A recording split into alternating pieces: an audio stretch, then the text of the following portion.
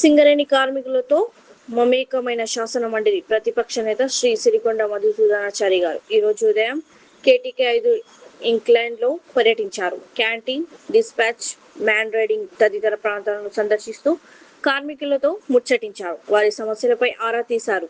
నీటి సమస్య ఉందని కార్మికులు శ్రీ సిరికొండ మధుసూదనాచారి గారి దృష్టికి తీసుకురాగా వెంటనే సింగరేణి జనరల్ మేనేజర్ గారికి కాల్ చేసి నీటి సమస్యను ఎలాంటి జాప్యం లేకుండా వెంటనే పరిష్కరించాలని సూచించారు. ఈ రోజు భూపాలపల్లి పట్టణంలో మాజీ మంత్రి వర్యులు హరీష్ రావు గారు హాజరు కానున్న సింగరేణి సదస్సుకు కార్మికులను ఆహ్వానించారు. ఈ కార్యక్రమంలో టీబీజీకేఎస్ నాయకులు దేవరకొండ మధు, ముద్దసాని కిరణ్, జర్పుల కిషన్, వనం అనిల్, అరిగే సుధాకర్, కృష్ణ, బుర్ర కొమరయ్య, పులి మధు కార్మికులు పాల్గొన్నారు. సచివాలయంలో అటవీ పర్యావరణ దేవాదాయ ధర్మాదాయ శాఖ మాత్యులు శ్రీమతి కొండా సురేఖ గారి ఆధ్వర్యంలో రాష్ట్ర దేవాదాయ శాఖలో గ్రేడ్ 2 నుంచి గ్రేడ్ 1 కార్యనిర్వహణ అధికారులుగా ఈవోలు పదోన్నతి పొందిన అధికారులకు ప్రమోషన్ ఉత్తర్వుల అందజేత కార్యక్రమం జరుగుతున్నది. దీంతో పాటు రాష్ట్రంలోని అర్చకులు, ఇతర ఉద్యోగులు వారి కుటుంబాల సంక్షేమాన్ని మరింత బలోపేతం చేయాలనే లక్ష్యంతో అర్చక ఇతర ఉద్యోగుల సంక్షేమ నిధి ట్రస్ట్ ద్వారా అమలు చేస్తున్న సంక్షేమ పథకాల ప్రయోజనాల పెంపు, నూతన ఆర్థిక సహాయాల వివరాలను మంత్రి గారు వెల్లడిస్తున్నారు. కార్యక్రమానికి సంబంధించిన సమగ్ర ప్రెస్ నోట్ ను త్వరలో ఇవ్వడం జరుగుతుంది. వర్షం ఈసీ నదికి వరద. రంగారెడ్డి, వికారాబాద్ జిల్లాలో రాత్రి కురిసిన భారీ వర్షాలకు ఈసీ నది ఉప్పొంగి ప్రవహిస్తోంది. ఈ సీజన్ లో నదిలోకి నీరు రావడం ఇదే తొలిసారి కావడంతో రైతులు, స్థానికులు హర్షం వ్యక్తం చేస్తున్నారు. ఈ వర్షం పంటల పెరుగుదలకు, భూగర్భ జలాలు పెరిగేందుకు ఎంతో దోహదపడుతుందని ఆశాభావం వ్యక్తం చేశారు. కాగా నదులు, వాగుల వద్దకు వెళ్లేటప్పుడు ప్రజలు అప్రమత్తంగా ఉండాలని అధికారులు సూచించారు.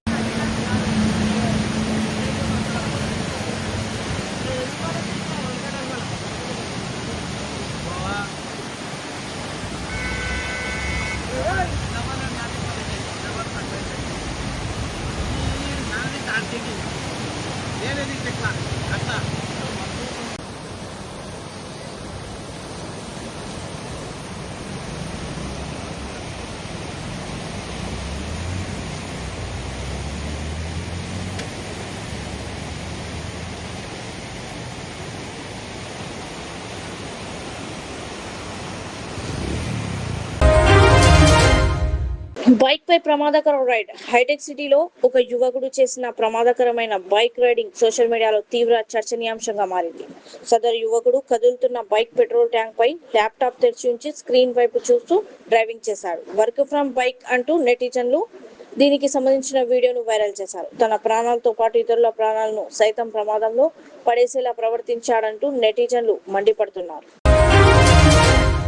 ప్రైవేట్ బస్సులో మంటలు. తిరుపతి జిల్లా తడ సమీపంలో శ్రీ సిటీకి చెందిన ఐఎంఓపి కంపెనీ ఉద్యోగులతో వెళ్తున్న ప్రైవేటు బస్సులో ఒక్కసారిగా మంటలు చెలరేగి ప్రమాదం సంభవించింది. విధి నిర్వహణ ముగించుకొని సూళ్లూరుపేటకు సిబ్బందిని తీసుకెళ్తున్న క్రమంలో ఈ ఘటన జరిగింది. అయితే డ్రైవర్ ఉద్యోగుల సమయస్ఫూర్తితో వ్యవహరించి వెంటనే కిందకు దిగిపోవడంతో పెను ప్రమాదం తప్పింది. ఫైర్ సిబ్బంది మంటలను అదుపు చేశారు. ఎవరికీ గాయాలు కాకపోవడంతో యాజమాన్యం ఊపిరి పీల్చుకుంది.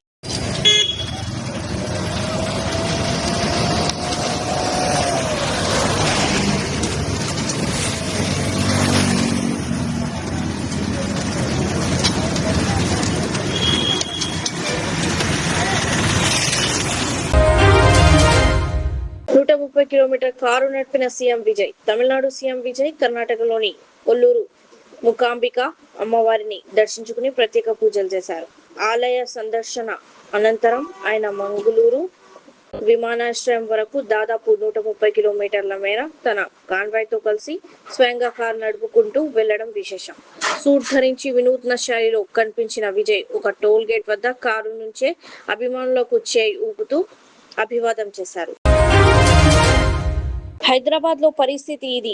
హైదరాబాద్ లో కురిసిన భారీ వర్షాలు, గాలులకు చార్మినార్ సమీపంలోని చారిత్రాత్మక యునాని టిబ్బీ ఆసుపత్రి వద్ద ఉన్న శతాబ్దాల నాటి భారీ వృక్షం నేలకూలింది. దీంతో అక్కడ పార్క్ చేసి ఉన్న పలు వాహనాలు దెబ్బతిన్నాయి.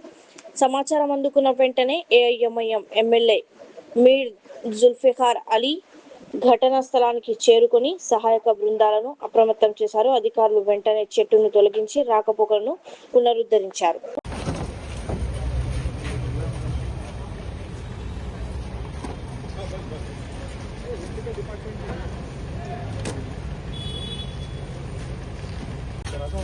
मामू इधर आइए मामू।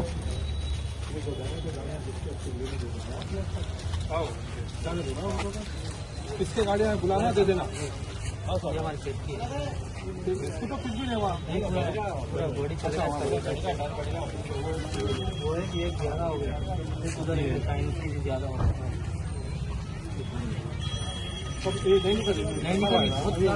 नहीं सुबह ही बताइए ये लोग बोलते हैं थोड़े ब्रांचेस से रास्ता दे डाले आपको। अभी गाड़ी के ओनर मैं इधर सेंटर में लगा रहा इससे वाटर 4 महीने वैसे हाँ ले लिए फोटो हाँ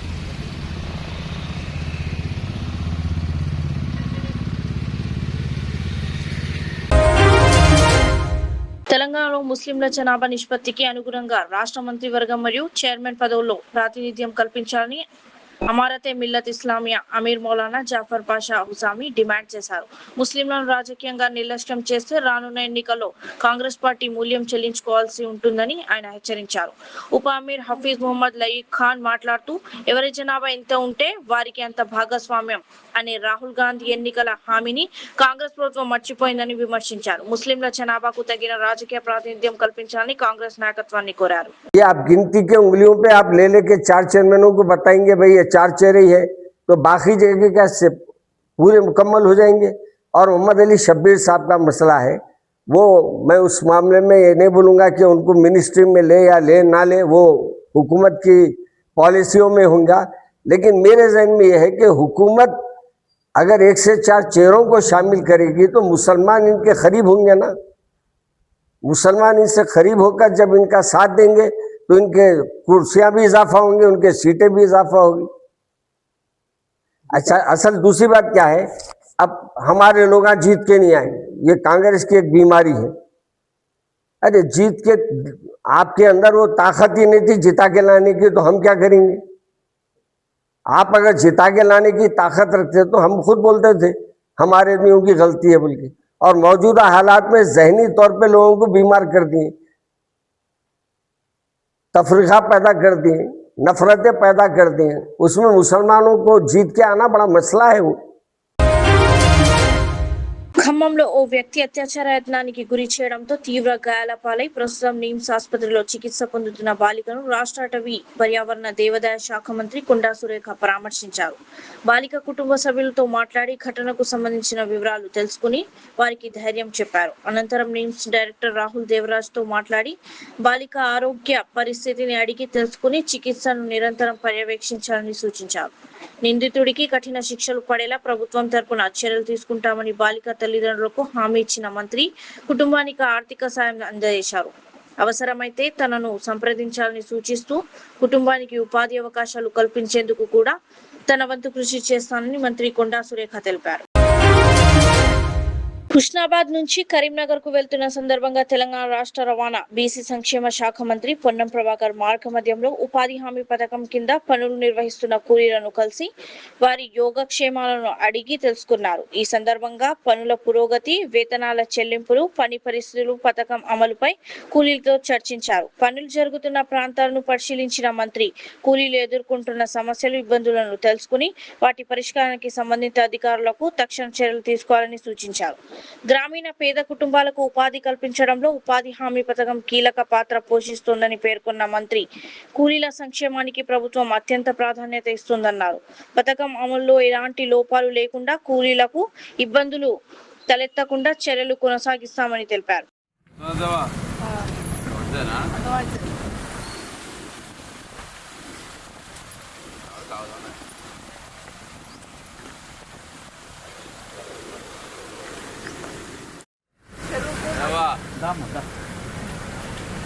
మెల్ల ముందు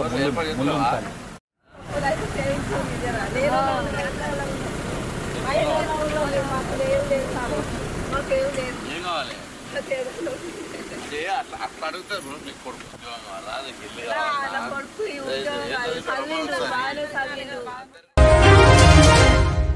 హకీంపేటలోని నేషనల్ ఇండస్ట్రియల్ సెక్యూరిటీ అకాడమీ నిసాలో జరిగిన 39వ బ్యాచ్ అసిస్టెంట్ కమాండెంట్ ప్రొబేషనర్లు 9వ బ్యాచ్ సబ్ ఇన్స్పెక్టర్ శిక్షణార్థుల పాసింగ్ అవుట్ పరేడ్ కు తెలంగాణ గవర్నర్ శివప్రతాప్ శుక్లా హాజరయ్యారు. 76 మంది అసిస్టెంట్ కమాండెంట్లు 124 మంది సబ్ ఇన్స్పెక్టర్ శిక్షణార్థులను అభినందించిన ఆయన దేశ కీలక మౌలిక వసతుల భద్రతలో సిఐఎస్ఎఫ్ పాత్రను కొనియాడారు. ఉగ్రవాదం, సైబర్ నేరాలు, డ్రోన్ ముప్పులను సమర్థంగా ఎదుర్కొనే సామర్థ్యం యువ అధికారుల్లో ఉందని విశ్వాసం వ్యక్తం చేశారు. ప్రతిభ కనబర్చిన శిక్షణార్థులకు పురస్కారాలు అందజేశారు.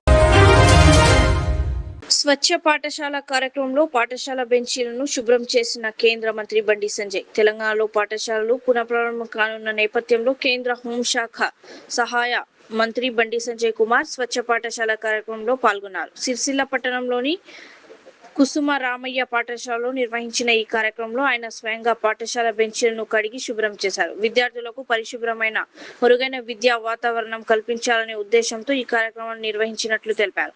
పాఠశాలల పరిశుభ్రతపై ప్రతి ఒక్కరూ బాధ్యతగా వ్యవహరించాలని బండి సంజయ్ పిలుపునిచ్చారు.